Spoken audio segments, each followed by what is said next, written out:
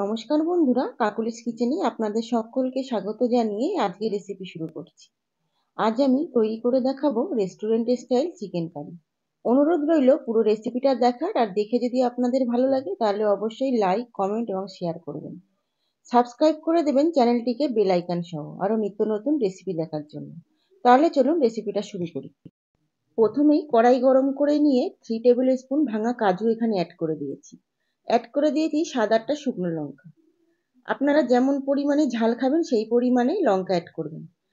দুটো জিনিস খুব ভালো করে ড্রাই রোস্ট করে নিয়ে একটা বাটির মধ্যে তুলে ঠান্ডা করতে দেবো।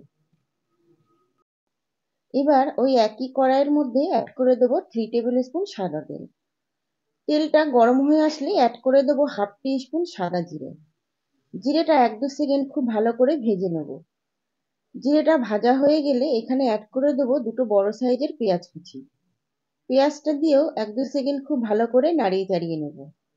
পেঁয়াজটা লাল করে ভাজার দরকার নেই, একটু নরম হয়ে আসলেই হবে। এই পর্যায়ে অ্যাড করে দেবো 1 teaspoon Kashmiri red chilli powder. Red chilli পাউডারটা দিয়েও 1-2 সেকেন্ড খুব ভালো করে লো ফ্লেমে নাড়িয়ে চাড়িয়ে নেব। এরপর এখানে অ্যাড করে দেবো হাফ কাপ মতো জল, যাতে পেঁয়াজটা খুব ভালোভাবে নরম হয়ে আসে আর মশলাটাও পুড়ে না যায়। একদম লো ফ্লেমে রেখে দেবো ঢাকা চাপা দিয়ে 4 থেকে 5 মিনিট। ঢাকনাটা খুলে দিয়েছি, দেখুন জলটা কিন্তু টেনে গেছে। এই পর্যায়ে পেঁয়াজটা নরম হয়ে গেছে। এখন এখানে 1 কিলো চিকেন একটু বড় সাইজের নিয়েছি, ভালো করে ধুয়ে জল ঝরিয়ে চিকেনটা কড়াইয়ের মধ্যে অ্যাড করে দেবো। এই পর্যায়ে হাই ফ্লেমে 4 থেকে 5 মিনিট খুব ভালোভাবে চিকেনটা নাড়িয়ে চাড়িয়ে নিতে হবে। চিকেনটা নাড়িয়ে চাড়িয়ে নেওয়ার পর আমাদের কিছু শুকনো মশলা মাংসের মধ্যে অ্যাড করতে হবে। তার জন্য এখানে একটা আমি বাটি নিয়ে নিয়েছি। বাটির মধ্যে অ্যাড করে দেবো 1 টেবিল স্পুন ধনে গুঁড়ো, 1 টেবিল স্পুন জিরে গুঁড়ো, আর অ্যাড করে দেবো পরিমাণ মতো নুন। এবার অ্যাড করে দিতে হবে পরিমাণ মতো হলুদ। এবার সমস্ত জিনিস একটু জল দিয়ে খুব ভালোভাবে একটা পেস্ট বানিয়ে নেব। আর এই পেস্টটাই অ্যাড করে দেবো মাংসের মধ্যে। মাংসের মধ্যে অ্যাড করে দিয়ে খুব ভালোভাবে নাড়িয়ে চাড়িয়ে নিতে হবে। এরপর ঢাকা চাপা দিয়ে লো ফ্লেমে 5 থেকে 8 মিনিট পর্যন্ত ঢেকে রেখে দেবো, মাংসটা একটু নরম হয়ে আসা অবধি। এরপর এখানে 1 ইঞ্চি আদা আর 10 থেকে 12 কোয়া রসুনের কোয়ার একটা পেস্ট বানিয়ে নেব। পেস্টটা এখানে অ্যাড করে দিলাম, আর গ্যাসের ফ্লেমটা এখনো কিন্তু মিডিয়ামে আছে। এই পর্যায়ে খুব ভালো করে নাড়িয়ে চাড়িয়ে মাংসটা নিতে হবে। আর যে ড্রাই রোস্ট করে রেখেছিলাম লঙ্কা আর কাজু বাদামটা, সেটার এবার একটা পেস্ট বানিয়ে নেব। আর এই কাজু বাদাম আর লঙ্কার মধ্যে অ্যাড করে দেবো দুটো মিডিয়াম সাইজের টমেটো কুচি। এবার এইটা দিয়ে খুব ভালো করে একটা স্মুথ পেস্ট বানিয়ে নিতে হবে। এই পেস্টটা এবার মাংসের মধ্যে অ্যাড করে দেব। পেস্টটা অ্যাড করে দিয়েও মিডিয়াম ফ্লেমে এবার খুব ভালো করে নাড়িয়ে চাড়িয়ে নিতে হবে।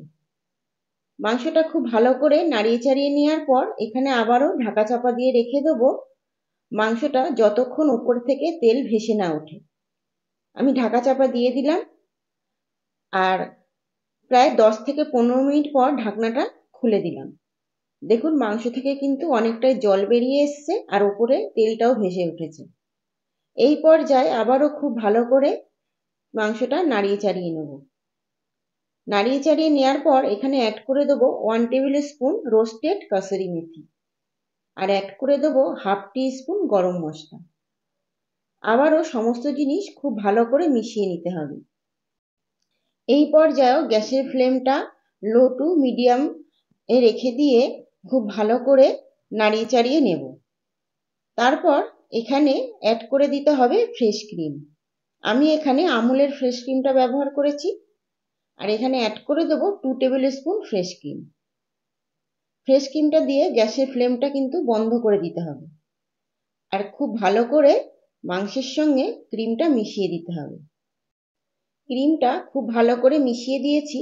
এই পর্যায়ে অ্যাড করে দেবো 1 টেবিল স্পুন বাটার, আর বাটারটা দিয়ে ঢাকা চাপা দিয়ে রেখে দিতে হবে 10 থেকে 15 মিনিট স্ট্যান্ডিং টাইমের জন্য। ঢাকনাটা আমি 10 থেকে 15 মিনিট পর খুলে দিয়েছি। দেখুন বন্ধুরা, বাটারটাও কিন্তু মেল্ট হয়ে গেছে। আর চিকেনের টেক্সচারটা দেখুন কত সুন্দর হয়েছে দেখতে। এইভাবেই আপনারা বাড়িতে কিন্তু রেস্টুরেন্ট স্টাইল চিকেন কারি বানিয়ে নিতে পারেন। আজকের রেসিপি আপনাদের আশা করব খুব ভালোই লেগেছে। অনুরোধ রইল বাড়িতে একবার হলেও রেসিপিটা ট্রাই করার। আর আপনাদের রেসিপি যদি ভালো লেগে থাকে তাহলে আপনাদের মূল্যবান মতামত কমেন্টের মাধ্যমে জানাবেন। আর আমার যে সকল বন্ধুরা ফেসবুক পেজ থেকে দেখছেন তারা অবশ্যই পেজটিকে ফলো করে রাখবেন। আজ এই পর্যন্ত, ফিরে আসবো নতুন কোনো রেসিপি নিয়ে। আপনারা সকলে খুব ভালো থাকবেন। নমস্কার।